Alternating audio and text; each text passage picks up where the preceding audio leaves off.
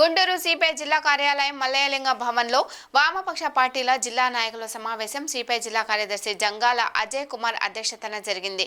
అనంతరం మీడియాతో జంగాల అజయ్ కుమార్, సిపిఐ జిల్లా కార్యదర్శి నళిని ఖాన్, సిపిఎం నగర కార్యదర్శి ఉల్లిగడ్డ నాగేశ్వరరావు, సిపిఐ జిల్లా నాయకులు పి కోటేశ్వరరావు, సిపిఐ ప్రజాపోరు జిల్లా కార్యదర్శి మాట్లాడుతూ వామపక్ష పార్టీల జాతీయ స్థాయి పిలుపులో భాగంగా కేంద్ర హోంమంత్రి అమిత్ షా భారత రాజ్యాంగ రూపకర్త డాక్టర్ బిఆర్ అంబేద్కర్ పై రాజ్యసభలో అవమానకరమైన అప్రతిష్టమైన వ్యాఖ్యలు చేసిన హోంమంత్రి అమిత్ షా వెంటనే రాజీనామా చేయాలని కోరుతూ డిసెంబర్ 30వ తేదీన జాతీయ స్థాయిలో నిరసన కార్యక్రమాలు నిర్వహించడంలో భాగంగా గుంటూరు జిల్లాలో అన్ని నియోజకవర్గ మండల కేంద్రాలలో వామపక్ష పార్టీల ఆధ్వర్యంలో నిరసన కార్యక్రమాలు చేపడుతున్నట్లు తెలిపారు.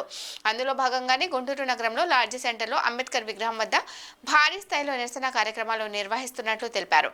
ఈ సమావేశంలో సిపిఐ నగర కార్యదర్శి కోట మాల్యాద్రి, సిపిఐ జిల్లా కార్యవర్గ సభ్యులు మేడ హనుమంతరావు, సిపిఐ ఎంఎల్ నాయకులు ఎన్ రాంబాబు తదితరులు పాల్గొన్నారు.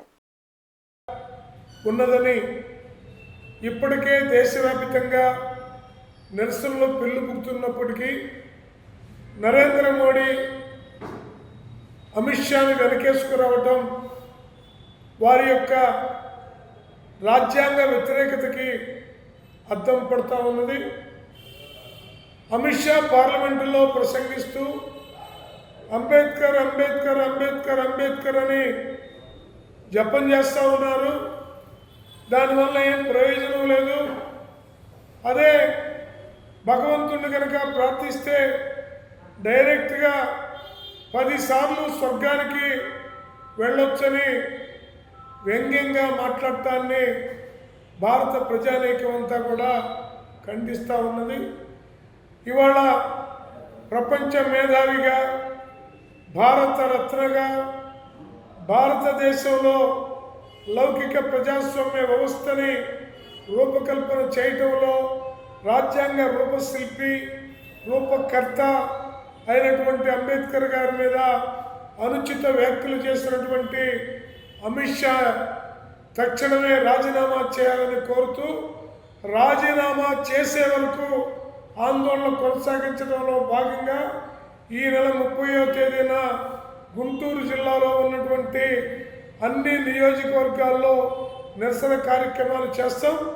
ఆ తర్వాత మళ్ళీ అఖిల భారత స్థాయిలో వచ్చే అంబేద్కర్ని అగౌరవపరుస్తూ ప్రత్యేకంగా 75 సంవత్సరాలు పూర్తయిన సందర్భంగా, రాజ్యాంగం ఆమోదించబడి 75 సంవత్సరాలు పూర్తయిన సందర్భంగా ఎవరైతే దానికి కీలకకర్తగా ఉన్నాడో ఆ అంబేద్కర్ని అగౌరవపరుస్తూ అమిత్ షా మాట్లాడటం అంటే ఇది దుర్మార్గమైన విషయం. వాస్తవంగా ఆ చర్చ జరపటమే అమిత్ షాకి ఇష్టం లేదు. ఎందుకంటే అమిత్ షాకి, బీజేపీ పరివారానికి, ఆర్ఎస్ఎస్ పరివారానికి ఈ రాజ్యాంగం పట్ల గౌరవం లేదు, భక్తి లేదు, భావం లేదు. మనుధర్మ శాస్త్రమే రాజ్యాంగంగా ఉండాలని కోరుకుంటున్న నేపథ్యంలో ఈ రాజ్యాంగం మీద ఉన్న లేని కోపమే ఈరోజు అంబేద్కర్ మీద కోపంగా ఈరోజు చూపించిన పరిస్థితి అర్థమవుతా ఉంది.